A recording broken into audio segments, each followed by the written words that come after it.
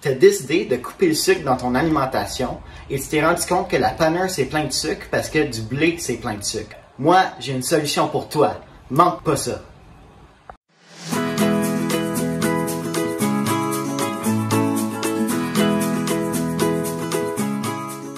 Fait qu'Antoine, on va commencer par les ingrédients. Ouais. OK. Alors, ça va être une milanaise de poulet qu'on fait avec la panure Seto. Alors ici, j'ai 1 kg de poitrine de poulet. Là, il a l'air un peu écrapouti. C'est parce qu'on l'achète déjà en milanaise, mais c'est pas assez plat pour qu'est-ce qu'on veut faire. Alors, vous pouvez utiliser juste des poitrines normales. Et je vais vous montrer comment écrapoutier ça tantôt. Comment écraser. Écraser, écraser.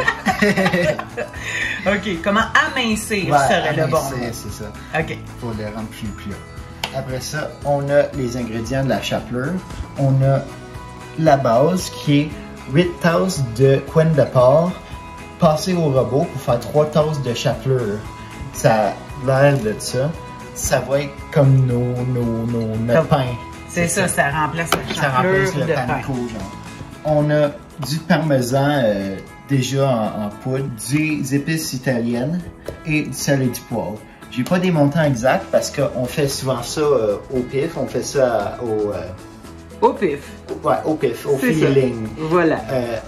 C'est correct. Et on va utiliser plusieurs jaunes d'œufs. Ça dépend de ton montant de poulet, mais moi d'habitude j'en mets genre 8 en total pour la portion que je fais. Là, ici, on va prendre 2 récipients pour pouvoir couvrir notre poulet. Alors, en premier, je vais vous montrer comment amincir le poulet et après ça, on va faire une milanaise. Alors, on va amincir le poulet. C'est ça. Je vais mettre une poitrine dans le milieu de la planche. Donc, comme Antoine disait tantôt, on achète déjà des milanaises, donc ils sont déjà amincis. Mais comme on veut ça plus mince, on va vous montrer la technique. Si vous achetez, vous, des poitrines de poulet, ça prend l'outil magique. Le marteau.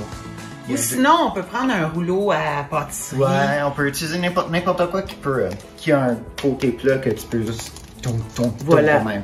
Ça, c'est pour attendrir la viande parce qu'il y a le côté de même. Puis ici, c'est exactement pour ça. C'est pour amincir la viande. Oui. Alors, on va mettre un papier plastique, une pellicule plastique. Pellicule plastique et on va amincir. Ce que ça va faire, c'est quand tu frappes, ça fait comme une bulle de viande et tu la frappes vers les côtés. Vers l'extérieur. Vers l'extérieur. Alors, tu vas commencer dans le milieu puis aller vers l'extérieur. Et on veut une épaisseur homogène pour que la cuisson soit homogène. Voilà. Ça, c'est correct. Donc, prévoir, si vous partez d'une poitrine complète, prévoir une longue pellicule parce que ça s'étend beaucoup. Là, on voit que c'est déjà beaucoup plus mince. C'est pas mal ça qu'on veut. C'est exactement ça qu'on veut. Et je vais continuer à faire ça pour chacune des poitrines. Et après ça, je vais faire mon mélange de panure.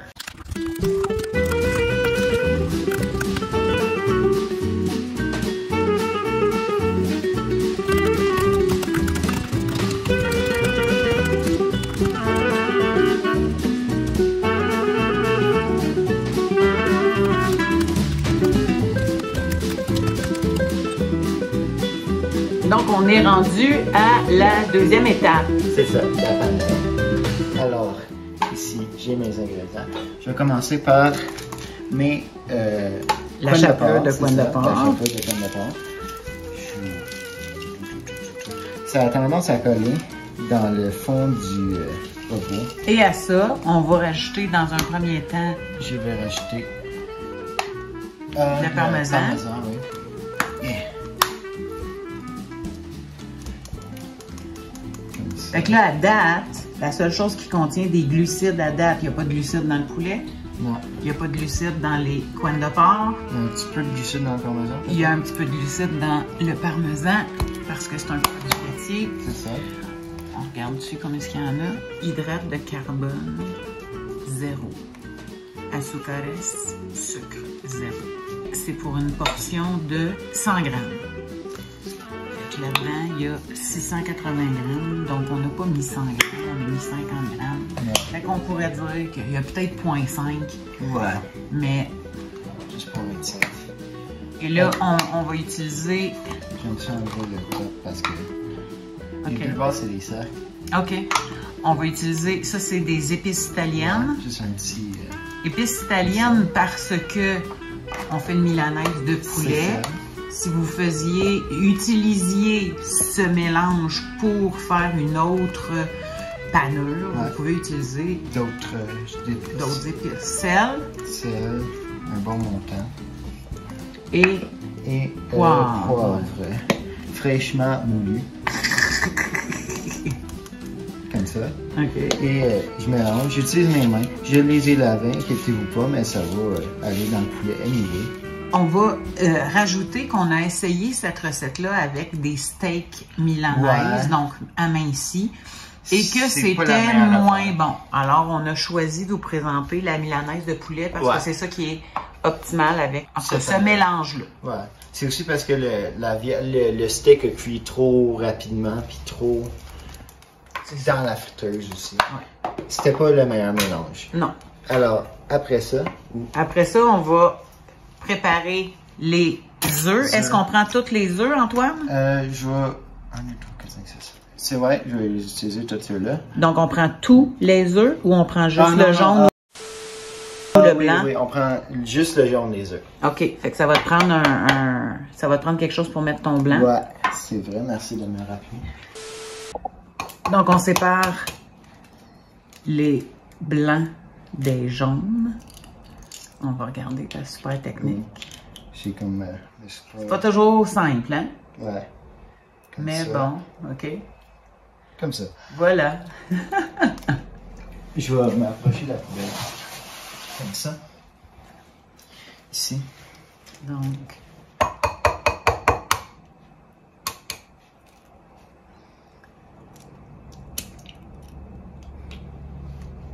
Alors, tu échanges le jaune entre les deux morceaux de coquille pour enlever le blanc. Parce que le blanc il est plus lourd. Alors, ça va tomber dans le...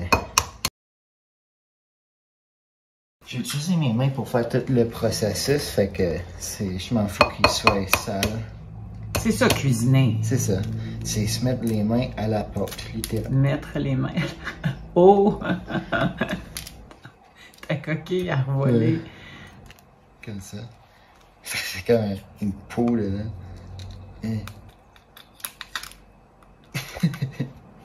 Il va pas bien celle-là.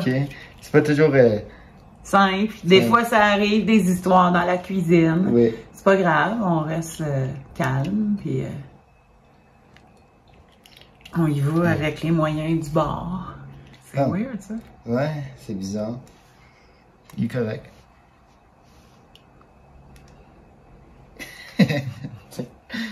Ça va l'air d'avoir l'air dégueu dans la vidéo. Alors là, j'ai mes œufs. J'ai ma panure. Ça va agir en tant que collant pour de colle pour la panure. Ouais. Mais quand on fait de la panure, quand on fait de la panure ordinaire, ça prend des œufs. Ça prend des œufs. Et ensuite, on trempe dans la farine, puis après ça, on retrempe dans l'œuf, puis on retrempe dans la farine. Ici, on va juste tremper une fois. Cette fois-ci, ça sera le poulet dans les œufs. On va enlever la poule. Ouais. Alors, le poulet dans les œufs, dans la chapelure. Puis, je vais utiliser une assiette pour mettre les... Pour mettre le résultat. C'est ça. Parce qu'après ça, ce sera la cuisson et on va faire la cuisson à la friteuse. Qu'on pourrait d'ailleurs allumer. Alors, Antoine, nous sommes rendus à l'étape de mettre la panure sur notre poulet. Donc, première étape. Première étape, on couvre notre poitrine de jaune d'œuf. Comme ça. Une fois que c'est tout bien couvert, Et là, on laisse dégoûter. Ça, Ouais, c'est important. On laisse dégoûter. Parce que s'il y en a trop, ça va dans le paneur, puis ça fait comme des petites boules de paneur qui sont... que c'est qu'on veut pas. Faut vraiment aller coller avec nos mains. Parce que ça colle pas aussi bien que de la farine, mais ça colle assez bien. J'en remettrai un. Ouais. Dans les petites craques où il n'y en a pas eu. Et après ça... On veut bien les emballer. Dans l'assiette. Pendant ce temps-là, on a allumé la friteuse à 350, ce qui est 180 ici. Et qu'est-ce qu'il y a dedans ça? C'est du manteca de cerdo en espagnol, c'est du saindoux en français. Donc, c'est de la graisse de porc. Donc, c'est en train de se réchauffer. Et lorsqu'Antoine aura terminé, on passera à la cuisson. OK, Antoine, on est rendu à la friteuse. Ouais. Alors, un petit truc pour savoir si votre friteuse est prête. Je vais prendre un petit morceau de poulet avec de la panure pour le glisser dedans. Et si ça commence à crépiter comme ça, ça veut dire que c'est prêt. Good, donc c'est prêt. Ouais, c'est prêt. Là, tout à coup, il n'y a plus de lumière. Oups. Alors, ouais, c'est prêt. Alors, je vais prendre un de mes morceaux de poulet. On y va un par un. Hein? C'est ça. Et c'est rapide. Et c'est rapide. C'est comme genre combien de minutes? 2, 3 minutes? 2, 3 minutes. En tout cas, quand je l'ai fait pour la première fois, j'ai fait 3 minutes. Puis après ça, je l'ai tourné de côté. Ouais. Juste pour pouvoir frire des deux côtés. Des deux côtés. Ouais. Moi, j'aime ça utiliser des pinces pour qu'il soit le plus plat possible. Exact. Et ensuite, je le glisse dans la friteuse. Et on met le couvercle. C'est ça. Et là, on va attendre quelques minutes. On va regarder. Alors là, ça fait un petit peu moins de 3 minutes. Presque 3 minutes. Voilà. Là, on voit qu'il est un petit peu mieux encore. J'aime ça le revirer de bord comme ça. Parce que ma friteuse ne couvre pas au complet. Alors je le revire puis je le mets une couple de secondes. Et là, avec le thermomètre, je vais regarder s'il est bien cuit. Ouais, ça c'est 100% bien cuit. Qu'est-ce qu'on veut comme température? On veut au moins 160 pour le poulet pour qu'il soit, il n'y ait plus de bactéries ou whatever. Okay. Puis ça se fait jusqu'à 200. Je vais les goûter. Je vais le mettre ici. Et je vais répéter pour chaque morceau de poulet.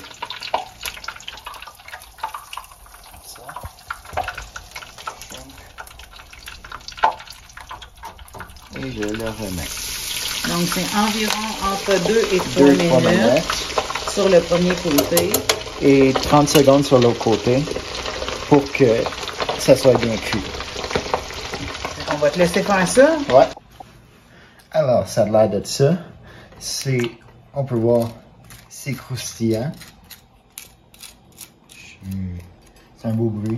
Ouais. Alors, c'est ça, c'est super bon. Je vais goûter. Écoute, c'est goûté. Tu vas te mettre ta lime dessus. On pourrait servir ça aussi avec une sauce marinara. Oui, une sauce marinara, c'est bon. Moi, j'aime ça mettre de la lime. De la lime. Comme ça. On pourrait mettre une sauce marinara puis gratiner avec du fromage. Moi, j'aime ça tout seul avec la lime. Oui. On goûte à ça.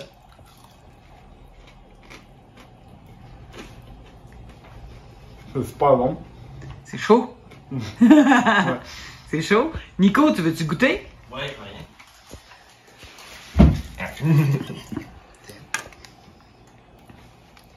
Moi, j'aime ça beaucoup. C'est très croustillant, les coins de porc. Ça fait une bonne job de paneur, je trouve. C'est super goûteux à cause des épices qu'on a mis dedans et on a fait frire ça dans le saindoux. Ça rajoute un bon goût de viande, oui. Ouais. C'est super bon. Si vous avez une friteuse ou si vous voulez faire paner n'importe quoi, utilisez ça. C'est très bon. On peut utiliser ça en changeant les épices, mais l'ingrédient surprise ou l'ingrédient magique. De base, c'est les coins de porc. des coins de porc sous forme de panure.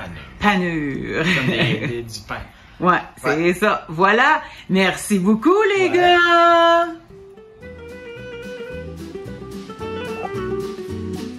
N'oublie pas de suivre notre page Facebook Anne-Renée Keto, d'aimer la vidéo, de t'abonner à notre chaîne YouTube et peser sur la cloche pour pas manquer nos vidéos.